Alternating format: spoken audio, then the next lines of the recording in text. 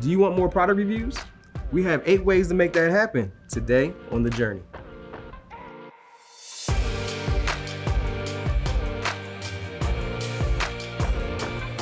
If you want to get people interested in your products and attract more customers, there's something you got to learn to do, and that's generate reviews. And the reason why, in today's world, 91% of people go online and they read reviews about businesses like yours before they make a buying decision.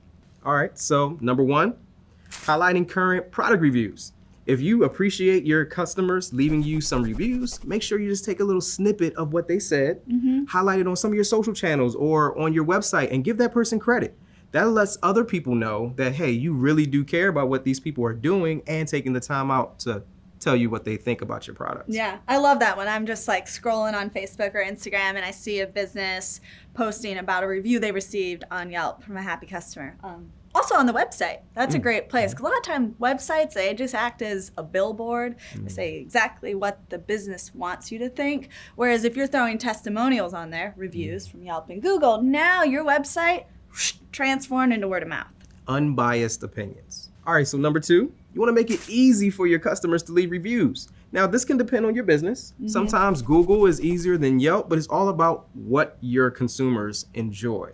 For instance, say you had a good interaction with one of your clients and you are a massage therapist. Well, you can, after they're nice and relaxed and they enjoy what you just did for them, you say, hey, we appreciate you being a loyal customer. We would love your feedback, because it's through loyal customers like you that allows us to continue to serve the community, because everyone knows how important these reviews are. Which leads in nicely to number 3.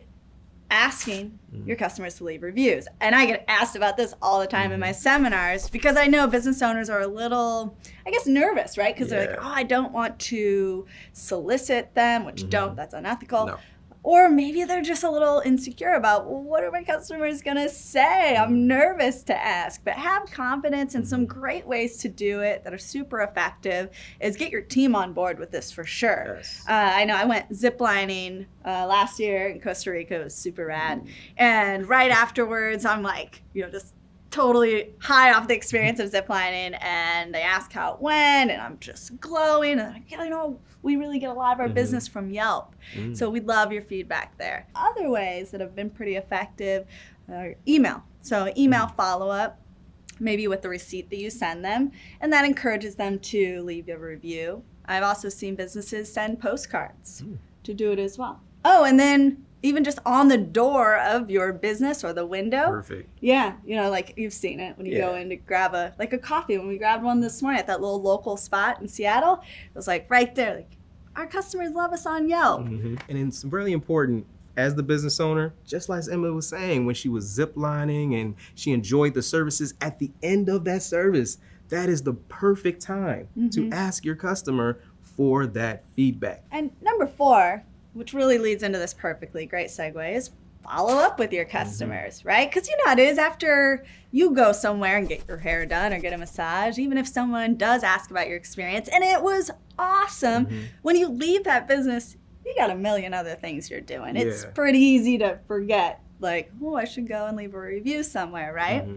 So it's okay for you as the business to go ahead and just follow up, a little gentle nudge. And I would strongly encourage, when you follow up, to include a link to the platform you want them to go to. Oh, that's definitely good. Yeah, make it easy, one click away.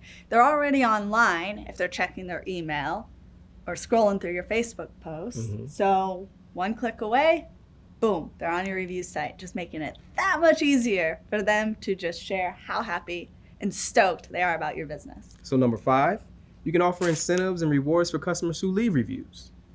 And be careful about that, though. Yes. And I would definitely make sure as a business that you're up to date on the guidelines of whatever platform you're trying to get more reviews on. So, those platforms, they change those guidelines from time to time. So it's very important to make sure you consult those. Yeah, whether that's Yelp or Google. But some ways that I've seen businesses leverage this, the idea of how can we incentivize our customers without being unethical, you're not paying for reviews, but do some creative things like if you leave a review, you get to enter into a contest or maybe you receive a discount, right? So these are some ways, they're creative, they're fun. And again, you're not buying that review from that customer. All right, that leads us to number 6, responding to bad reviews. Earlier, we mentioned the importance of responding to reviews and responding publicly, but I want to hone in here specifically on that negative review, which at some point, every business gets a bad review. We're human, fallible. Yeah, and especially if you're out there trying to generate more reviews, even more likely that you're going to get a bad one in the mix.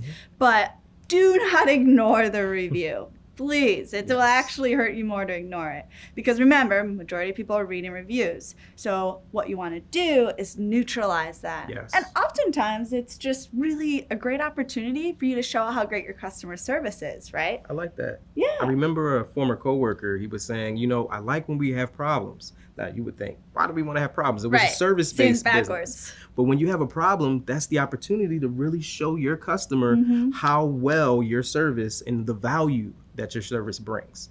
Totally. Which is, again, why you want to respond publicly. And if you want to know more about this, we did do a video on this. Just click over here. And number 7, engage with good reviews. Now, a lot of business owners think, oh, it's a 5-star, it's good. I don't need to say anything. It says it for itself, right? Yes. But remember, as we said earlier, you responding to reviews, no matter good or bad, is another extension of your customer service. Remember, it's all about the time, right? I heard a saying, I'm free with my love, but not with my time. Because once you spend your time, it's gone forever. Love, I can always get more of that. You have to think about that. People take their time out of their busy schedule to leave you some kind of feedback, whether good or bad. So for you as the business owner to take the time to leave a conscious, thought of what you think about what they said, it shows that you do care. You respect their time. All right, and that leads us to the final one, number 8. Work with bloggers to review your products, kind of like a brand ambassador, right? And it will help give them that incentive to potentially leave you more feedback. I know I got sent some cool socks from a brand that's like a skate brand in Southern California. And it was actually really fun because they had cool patterns and stuff. And I got like a gentle nudge, like, hey, maybe take a picture with all these free socks we sent you, but it was in a cool way. And I went out with my skateboard and like did a couple of shoots with my friend who's a photographer. And then I simply posted on my Instagram and tagged them. And sure enough, like we started a conversation. Next thing you know, I'm reviewing their product. I'm giving them a testimonial. So I like that. The bloggers, the brand ambassadors, there's a ton of fun ways to do that. And again, by sending them your product, or maybe even before your product is on the market. Like this one time, Z-Flex Skateboard, they were getting ready to launch this new cruiser board. So we're in Venice.